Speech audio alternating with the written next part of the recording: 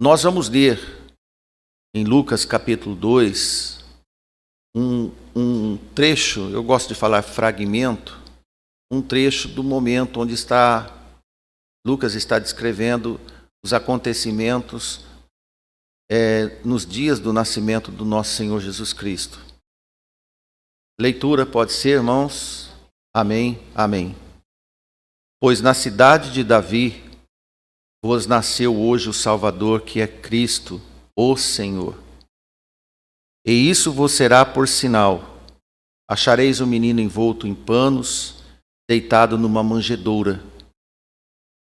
E no mesmo instante apareceu com o anjo uma multidão dos exércitos celestiais, louvando a Deus e dizendo: Glória a Deus nas alturas, paz na terra, boa vontade para com os homens.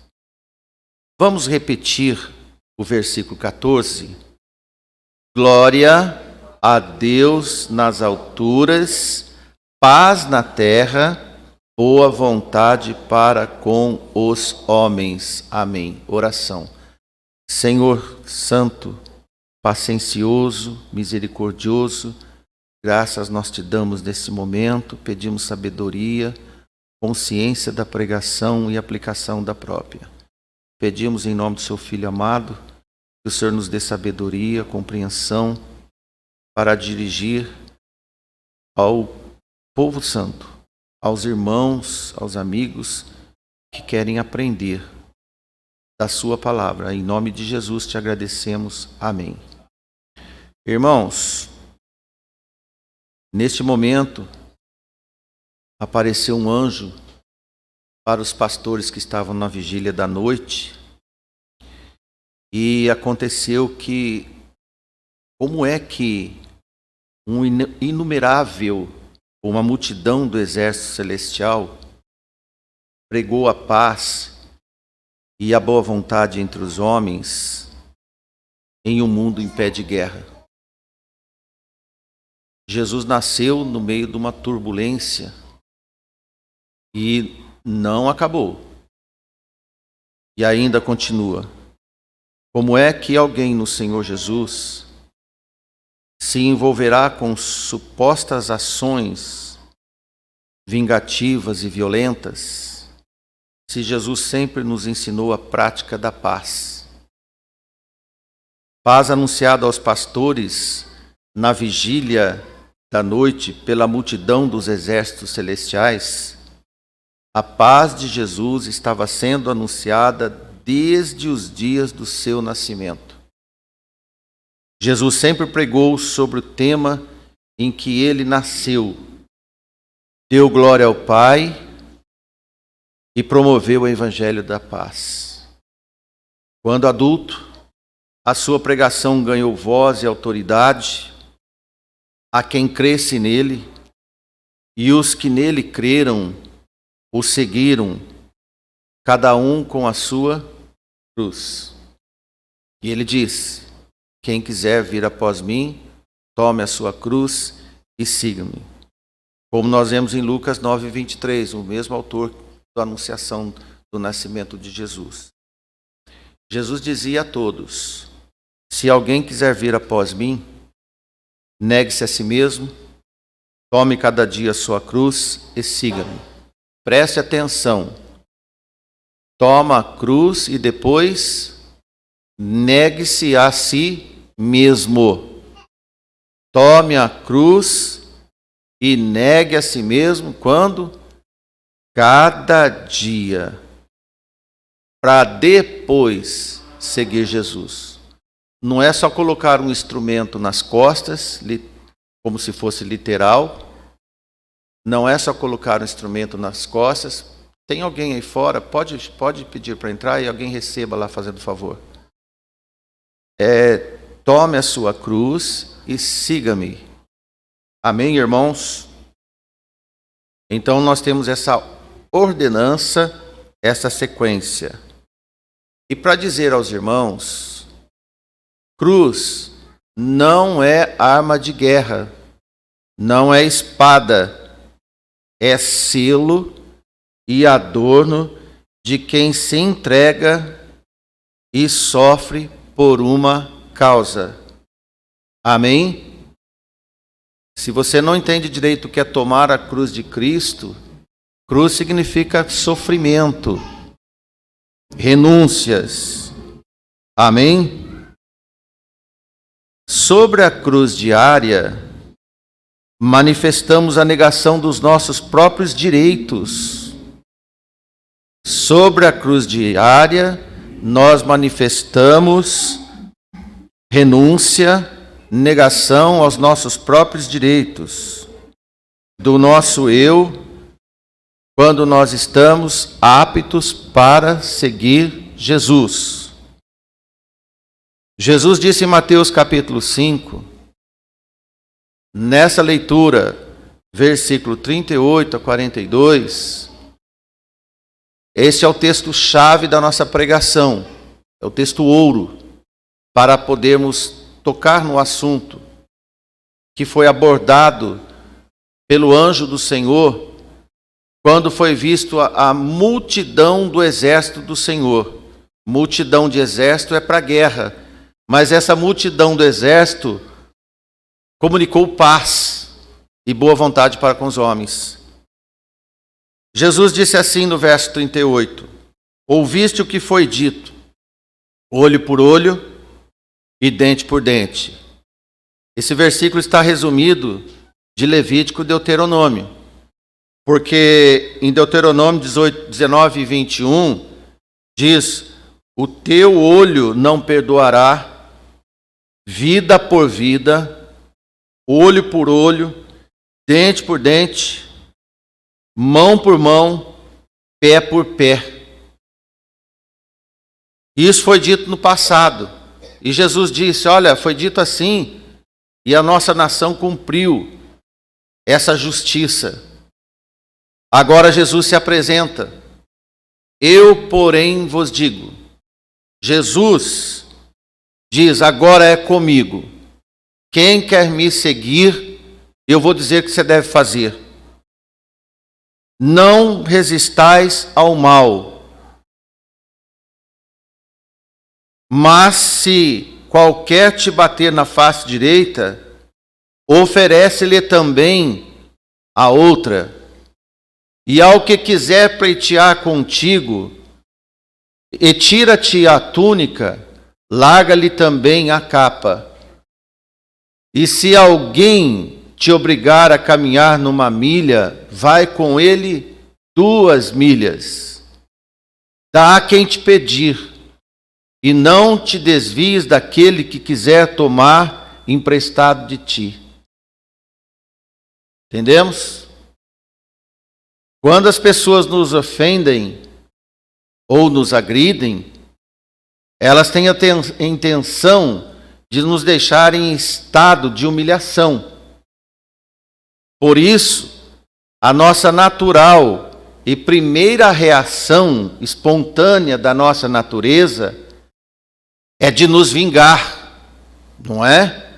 Dar a mesma moeda. Assim éramos desde criança com os nossos irmãozinhos. Dê um tapa, leva outro. Não é? Mas pare, olhe e pense. Leia as Escrituras e ore. Paulo diz em Romanos 12:19, não vos vingueis a vós mesmos, amados, mas dai lugar à ira, porque ela vem. Porque está escrito, minha vingança e eu recompensarei, diz o Senhor.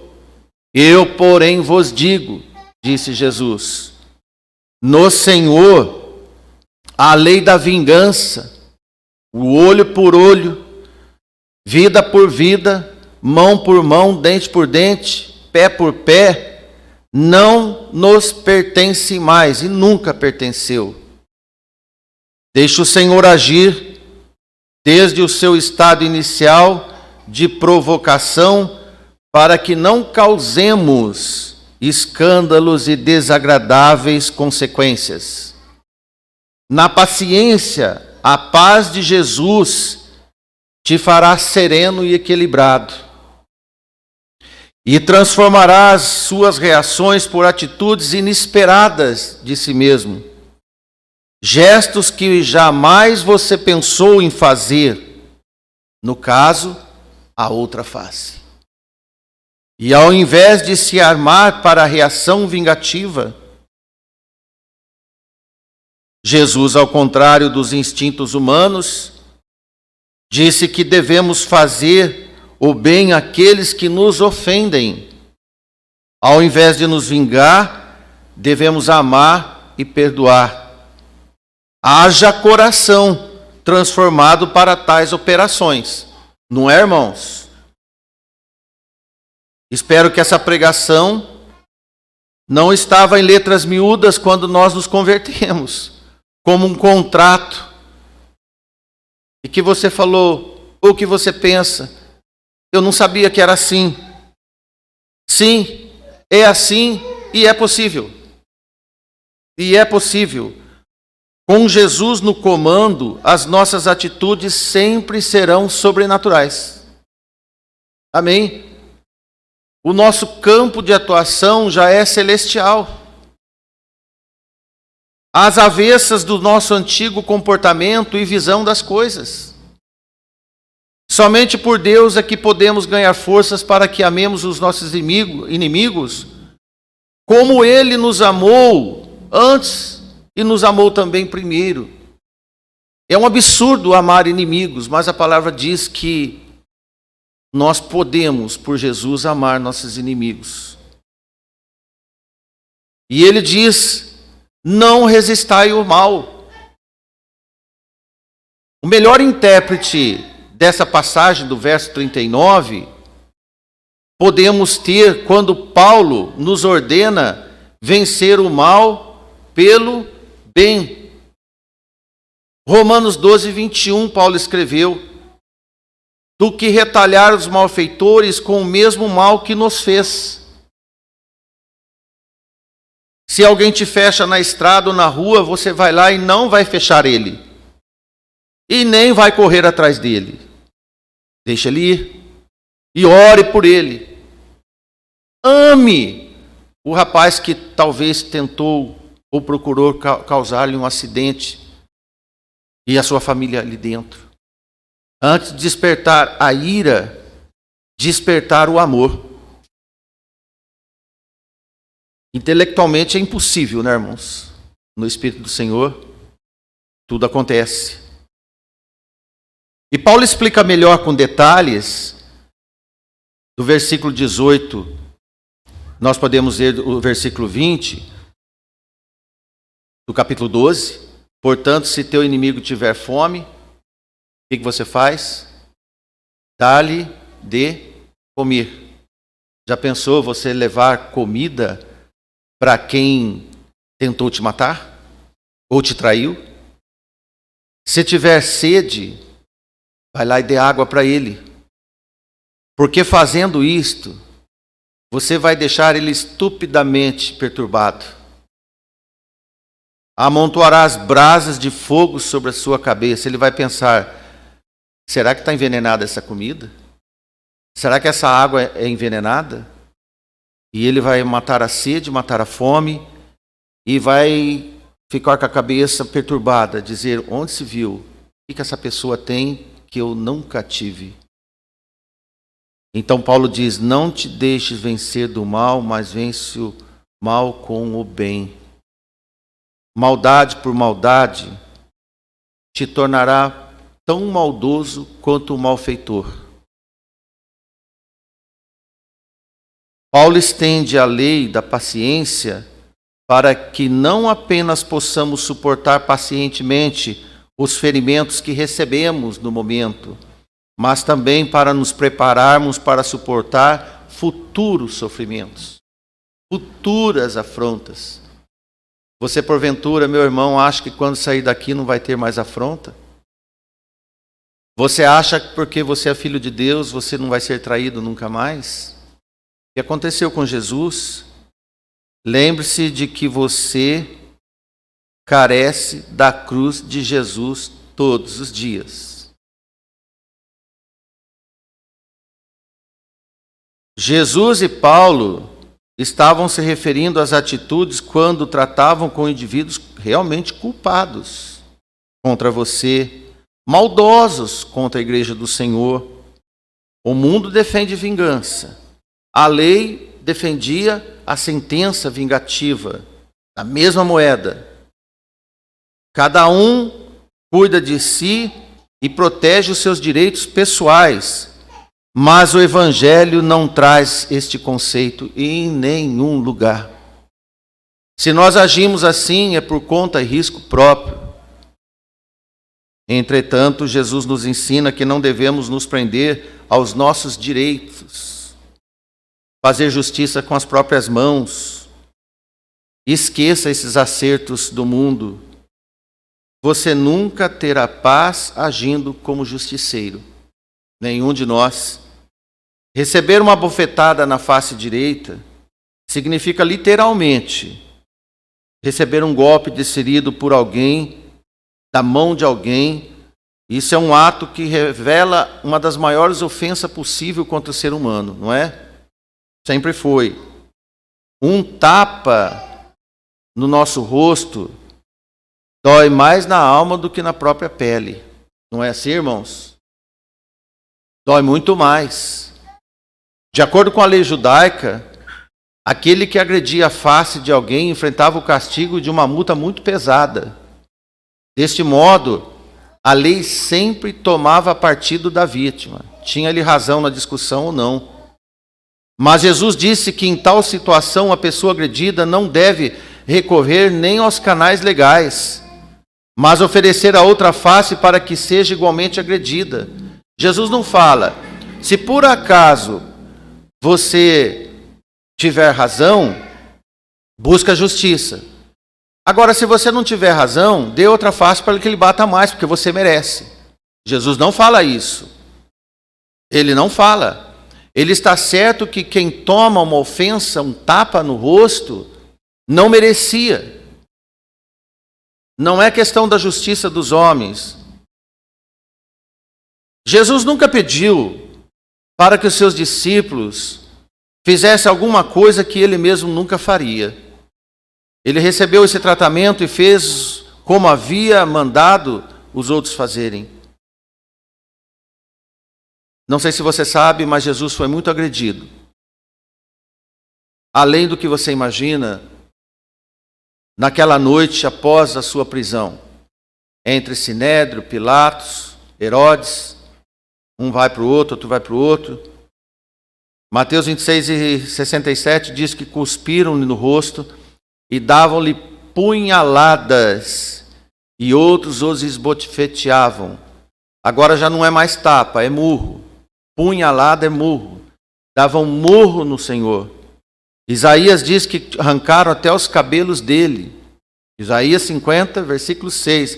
As minhas costas ofereci para que me feriam, e a minha face os que me arrancavam os cabelos.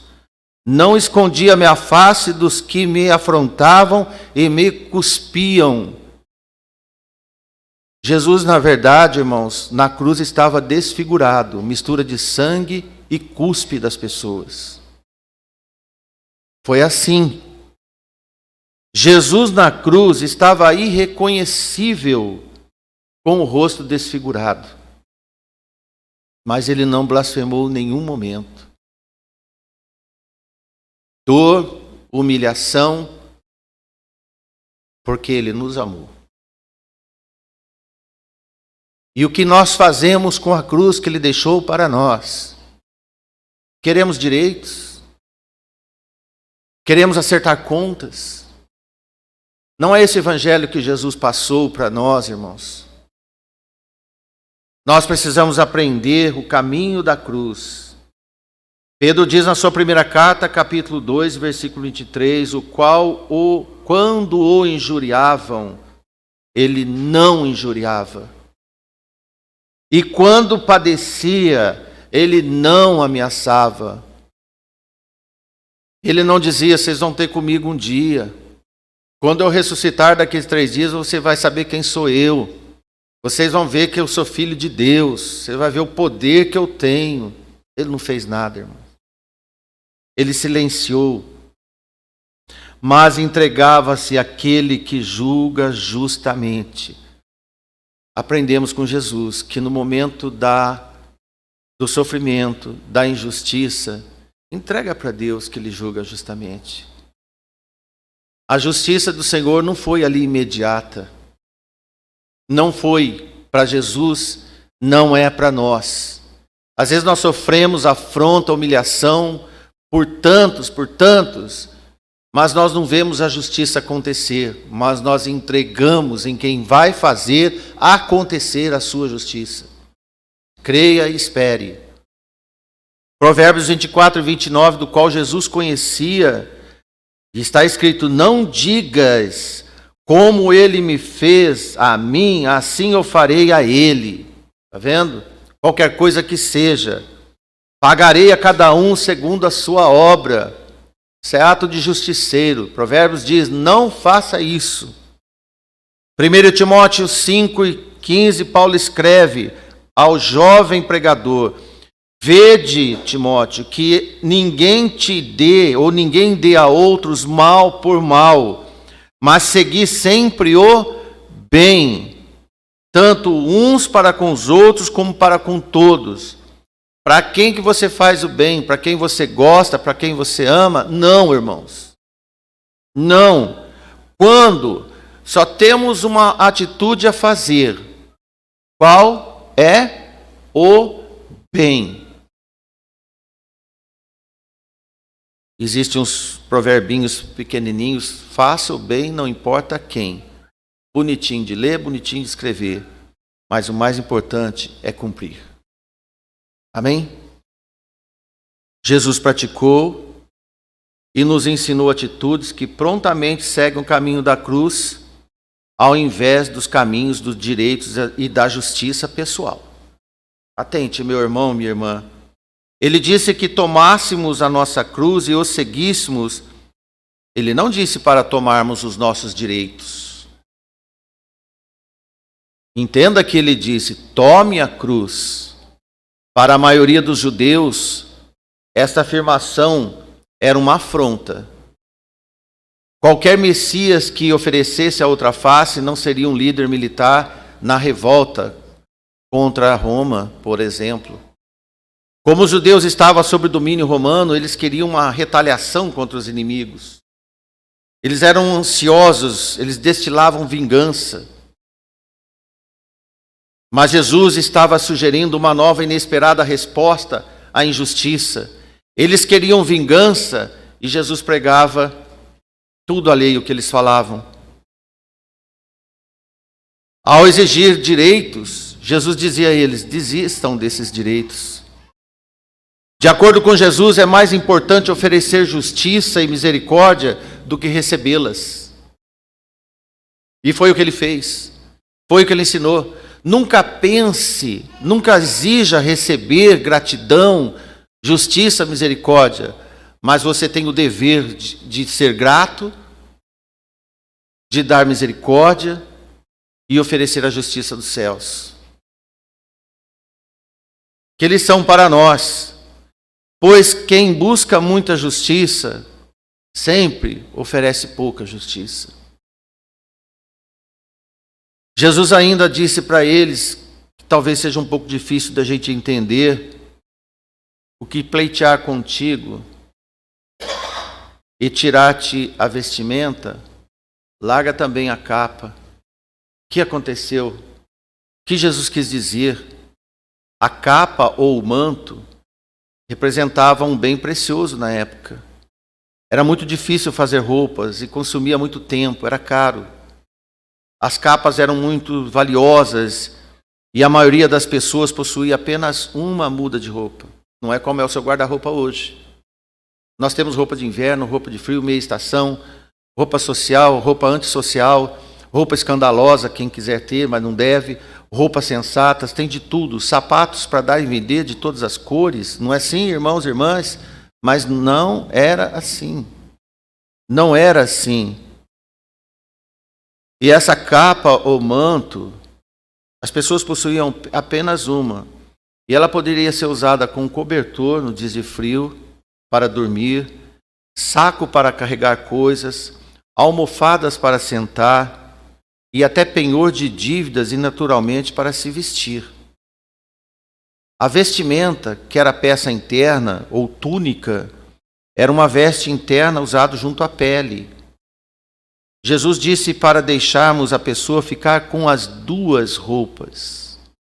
As duas. Está tirando uma, fala, leva a outra também. Ele estava se referindo novamente à atitude que esperava dos seus discípulos. Eles deveriam se desprender de tudo, inclusive do único uso que tinha. Que surpresa para nós tudo isso, irmãos, crentes no Senhor. Depois ele diz que se algum soldado romano, porque era lei, os soldados romanos poderiam exigir de qualquer judeu caminhar 1000 passos com eles. Era obrigado, e isso era uma humilhação para os judeus. Esta é a alusão ao trabalho forçado que os soldados poderiam exigir dos cidadãos comuns para transportar as cargas deles. Uma milha era o termo usado para dar 1000 passos, mais ou menos 1609 metros, 1,5 km mais 100 metros. Os judeus odiavam essa lei porque os forçava a mostrar sua submissão a um império estranho, pagão. Ainda hoje, quem é que quer prestar submissão às autoridades de forma indevida? No entanto, Jesus disse para tomar a carga e carregá-la, irmãos, o dobro, por 2 milhas. Jesus estava pedindo uma atitude servil, como ele mesmo mostrou na sua vida, especialmente com a cruz. As suas palavras certamente surpreenderam todos os seus discípulos. E eles estavam todos sedentos, judeus, discípulos, Jerusalém, Israel, todos sedentos de justiça ali. Entrou em Jerusalém pela última vez, saudando sobre o filho de Davi, ousando ao filho de Davi, porque agora chegou o nosso libertador. E Jesus estava pregando o evangelho diferente do que eles queriam. Mas, irmãos, é assim que Jesus foi. Como essa leitura de hoje faz parte do Sermão do Monte, nessa altura do sermão ele já havia dito que, veja no capítulo 5, versículo 6, logo no início, bem-aventurados que têm fome e sede de justiça, porque serão fartos. Eles imaginavam que a justiça terrena seria feita, mas Jesus pregava sobre a justiça do reino eterno. Nós não podemos viver entre a justiça dos homens e a justiça do reino eterno. Mas essas palavras de Jesus estavam revelando que seus seguidores pertenciam a outro reino. Eles não precisavam tentar lutar contra Roma, porque isso não estava de acordo com os planos de Deus. Se você for ler a história, irmãos, e ainda os judeus se rebelaram. Depois veio o general no ano 70 depois de Cristo e destruiu. Foi por isso que não ficou pedra sobre pedra no templo, porque os romanos estavam revoltados com ódio dos levantes, dos motins que os judeus estavam fazendo. Eles procuravam um Messias endoidecidos, mas Jesus não, já estava ressurreto. Mesmo depois de Jesus ser ressuscitado, eles ainda ficaram procurando um Messias que eles procuram até hoje. Não vamos ser como os judeus, procurando um Jesus que não existe. De forma, irmãos, que essas palavras de Jesus estavam deixando bem claro que os seus pertencem a outro reino. Deveriam antes trabalhar em benefício do reino de Deus, assim para nós. Se isso significasse caminhar 1 milha a mais carregando a carga de um soldado romano, então era exatamente isso que deveria fazer. O soldado ficaria surpreso com essa atitude. Então o evangelho estaria sendo anunciado a milhares de militares inimigos. E depois Jesus ainda diz: dá a quem te pedir, e não desvie daquele que quiser que lhe empreste.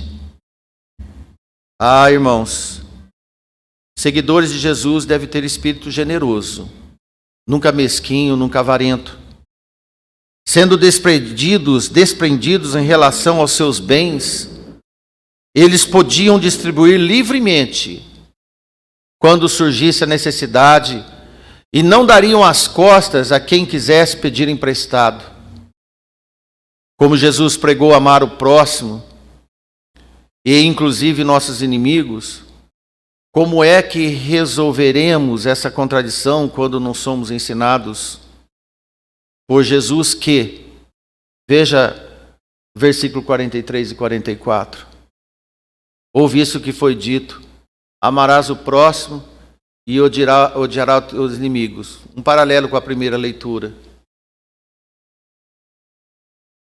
Eu, porém, vos digo: amai os vossos inimigos, bendizei os que vos maldizem, não fale mal de quem fala mal de você também.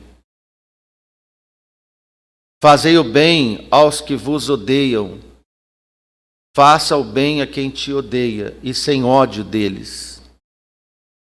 E orai pelos que vos maltratam e vos perseguem, para que sejais filhos do vosso Pai que estás nos céus.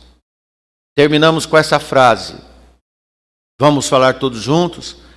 Para que sejais filhos do vosso Pai que estás nos céus.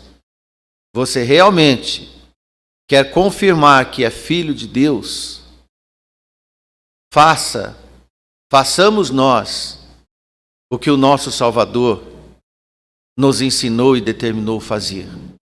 Uma boa noite a todos. Deus nos abençoe. Deus nos dê essa segurança através da obediência ao Santo dos Santos. Não importa, meus irmãos, o que aconteça conosco nesse mundo, mas o que importa é que o Senhor está conosco nos acontecimentos desse mundo. Amém? Deus nos abençoe.